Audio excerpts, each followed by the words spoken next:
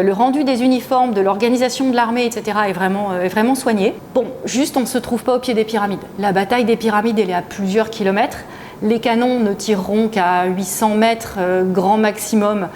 Et jamais de la vie on ira ébranler ne serait-ce qu'un cheveu sur la pyramide. Bonjour, bienvenue dans Culture Pop, la série qui fait le lien entre les collections du musée de l'armée et le cinéma. Je suis Émilie Robe, chef du département du 19e siècle et de la symbolique, référente pour l'histoire napoléonienne au musée de l'armée. Et aujourd'hui on décrypte ensemble la bande-annonce, rien que la bande-annonce, du Napoléon de Ridley Scott.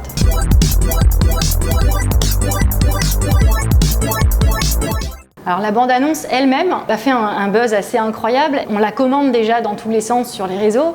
On entend même déjà parler d'erreurs historiques. Mais en fait, on est en train de parler de cinéma. À ma connaissance, jamais personne n'a reproché à un artiste comme Jacques-Louis David d'avoir commis des erreurs historiques. Dans son tableau, par exemple, il représente la mère de Napoléon au sacre, alors qu'elle n'y était pas. France 1793, c'est exactement en effet deux événements tout à fait cruciaux pour la carrière de Napoléon d'un côté et pour la politique de l'autre. La mort de la reine Marie-Antoinette, pas tout à fait dans les conditions qui vont être présentées par la bande-annonce, mais le sujet est d'emblée posé. Toulon doit servir d'exemple, sinon d'autres villes seront prises. Vous devez avoir vu le chaos qui règne dans la rue. Juste après la séquence avec Marie-Antoinette, on voit le général Bonaparte en train de discuter avec un beau gosse, facile à identifier avec sans doute Paul Barras, qui était le général en chef de l'armée de l'intérieur. Cette séquence de la bande-annonce montre tout simplement un entrelacement entre deux types d'événements.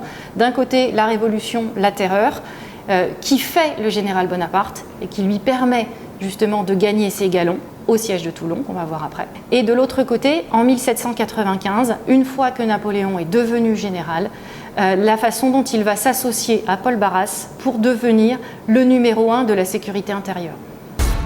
Quel serait votre plan si vous deviez remplir cette mission de défense? Alors, le plan pour remplir une mission de défense, c'est d'emmener des canons dans Paris. On est en septembre 1795, au moment précis où Napoléon vient de devenir le second, le bras droit en quelque sorte de Barras, pour assurer la sécurité dans les rues de Paris, en proie à des émeutes royalistes opposées au gouvernement de la Révolution. Le plan, c'est tout simple, je prends des canons, je les mets face à la foule et s'ils ne se calment pas, on tire. Je vous ai promis. Oui, ensuite on passe dans une séquence qui est celle du siège de Toulon. La tenue qu'il porte est plutôt raisonnablement bien fichue pour un uniforme de la Révolution. On l'identifie bien, il a même son haut-col d'officier. Par contre, il a des épaulettes de colonel. Bon, détail, c'est pas forcément facile de trouver les bonnes. Et surtout, c'est le fort de Toulon que les Toulonnais ne reconnaîtront peut-être pas tout à fait comme ça. Ça aussi, c'est du cinéma. Quel étrange costume portez-vous? Ceci est mon uniforme. La séquence suivante se passe dans un hôtel particulier, dans un de ces moments complètement fantasmatiques de la Révolution, pas sûr d'ailleurs que ça ait vraiment eu lieu, qu'on appelle les bals des victimes. Pour être associé, pour être invité dans un de ces bals de victimes, il fallait avoir au moins un de ses parents, un de ses proches qui avait été décapité par la guillotine. Et les femmes y portaient des costumes évoquant les chemises des condamnés à mort, avec le petit ruban rouge que vous voyez là autour du cou de Joséphine, évoquant aussi le sang et la décapitation. Quel est votre nom? Napoléon. Ce qui m'intéresse dans cette scène, c'est la façon dont il présente son uniforme. Il est en tenue de général, on le voit bien au chapeau, qui n'est pas son chapeau, le futur chapeau classique de Napoléon, qui a le galon doré d'un général de la République, donc c'est parfaitement réglementaire. Mais surtout, il le montre en opposition en réalité, il se montre en soldat de la République, par opposition à la jeunesse dorée qui fait la fête. Et ça présente très très bien le personnage. C'est une belle utilisation de l'uniforme. Napoléon se trouve ensuite en Égypte, donc il est commandant en chef de l'armée d'Égypte en 1798-1799. Et la première image, celle qui me frappe vraiment, c'est l'utilisation quasiment trait pour trait d'un tableau très célèbre de Jean-Léon Gérôme en 1867. Le rendu des uniformes, de l'organisation de l'armée, etc. est vraiment soigné. Bon, juste on ne se trouve pas au pied des pyramides. La bataille des pyramides, elle est à plusieurs kilomètres. Les canons ne tireront qu'à 800 mètres grand maximum. Et jamais de la vie on ira ébranler ne serait-ce qu'un cheveu sur la pyramide. Je suis destiné à de grandes choses. Ça, c'est carrément vrai. Dès le départ, dès sa formation militaire, sa plus tendre jeunesse, on sait de Napoléon qu'il s'est vu, alors peut-être pas immédiatement en successeur d'Alexandre le Grand et César, mais on sait qu'il avait envie d'inscrire son nom dans l'histoire. Ça, c'est très bien vu.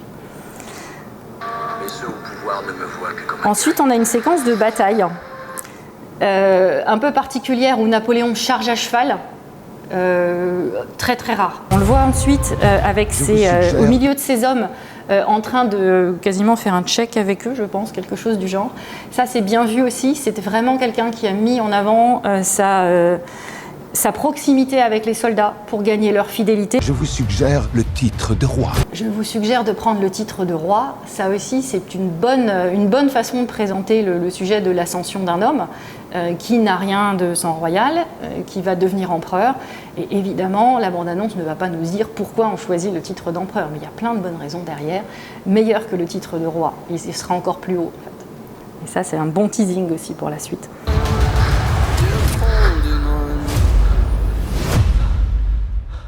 Pouvons-nous voter? Pouvons-nous voter? On est au moment du coup d'État du 18 Brumaire, donc à la fin de l'année 1799. Le général Bonaparte, associé à d'autres comploteurs, met en place un coup d'État et force le changement de gouvernement en prenant d'assaut la réunion des conseils de la République à Saint-Cloud. Donc là, c'est une très belle scène à mon sens qui montre la prise du pouvoir par la force et on voit très bien en plus les uniformes des grenadiers, leur magnifique bonnet à poil avec la petite cocarde à cul de singe sur l'arrière du bonnet. Ça c'est vraiment bien fichu et c'est rarement représenté. Évidemment, une petite ellipse.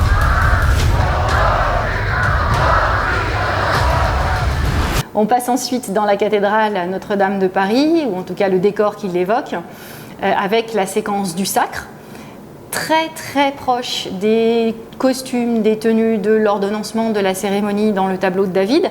Napoléon, quand il a visité l'atelier de David et qu'il a vu pour la première fois le tableau du sacre, il lui a dit « mais c'est plus que de la peinture, on marche dans ce tableau ». Et bien là, Ridley Scott, il a dit « non, on marche pas, on vole au-dessus, on est dedans, on est au milieu ». Enfin, c'est vraiment une forme de représentation de l'histoire au plus près et c'est jouissif, franchement.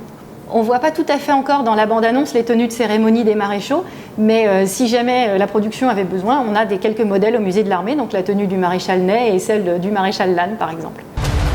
Cette vermine a pris le monde en otage avec son égotisme et son manque de bonnes manières. En fait, la bande-annonce nous montre un épisode qui est sans doute celui de Waterloo, avec la cavalerie et les carrés qui sont aux mains entre Français et Anglais. Et ça n'est arrivé qu'une seule fois dans l'épisode des guerres napoléoniennes. Donc on est assez sûr en tout cas de l'épisode représenté. Après, on a Moscou en flammes, vraiment un flash de la ville de Moscou en flammes. Tu crois être un grand homme. Alors cette séquence, l'ascension de l'empereur, l'amant, le tyran, la légende, je la trouve assez intéressante parce que selon moi, elle parle vraiment bien du contenu du film. Tout est centré sur Napoléon, c'est ce qu'on voit. On ne voit pas son entourage, ou très peu. Ils sont présents, mais plus comme décor. En tout cas, dans la bande-annonce, on sent vraiment qu'on est dans ce récit où il y a un héros unique, et c'est comme ça qu'il a voulu écrire sa légende. Donc c'est comme si le film, en fait, pour moi, tel qu'il est présenté là, il ressemble au point de vue de Napoléon sur sa propre histoire. Pas forcément au point de vue de l'historien. L'Europe tout entière unit ses forces contre moi. Que se passera-t-il si tu reviens vaincu? L'Europe tout entière unit ses forces contre lui, ça c'est complètement vrai. Il y a un moment où il a été insupportable pour absolument tout le monde. Et en réalité, l'extension de l'Empire français ne pouvait pas continuer indéfiniment, la guerre nourrissant la guerre. On le voit marcher sur une carte. Et ça c'est plutôt bien vu aussi puisqu'on le sait, il y a des récits de l'époque qui le montrent allongé sur les cartes, les étudiants précisément, etc. Moins marcher dessus en réalité que pour être au plus près de chaque détail de ces immenses cartes d'état-major. Les petits plots avec les drapeaux, c'est pas tout à fait ça, mais c'est très clair et ça rend les choses assez lisibles. Dans deux séquences, au moins, on voit des drapeaux français dans leur style d'aujourd'hui, avec le bleu du côté de la hampe, le blanc, le rouge en bande verticale. Alors c'est pas exactement comme ça que se présentent les drapeaux français qui montrent l'État, qui incarnent l'État à la Révolution française. En fait, c'est le gros bazar. Il y en a qui sont à bande horizontale, on a des drapeaux différents pour chaque unité de l'armée. La couleur bleu-blanc-rouge, elle est dominante. Ça, c'est clair, ça se voit sur toutes les cocardes. Mais le drapeau fixé tel qu'il est aujourd'hui, c'est un pavillon de marine exclusivement. C'est seulement après 1830 que ça devient le drapeau officiel de la France. Majesté, on est découvert. Bien. On est sur la glace! C'est un piège!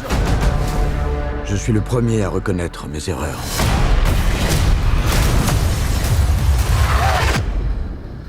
Seulement, je n'en fais jamais. Le roi de la punchline, et c'est vrai en plus.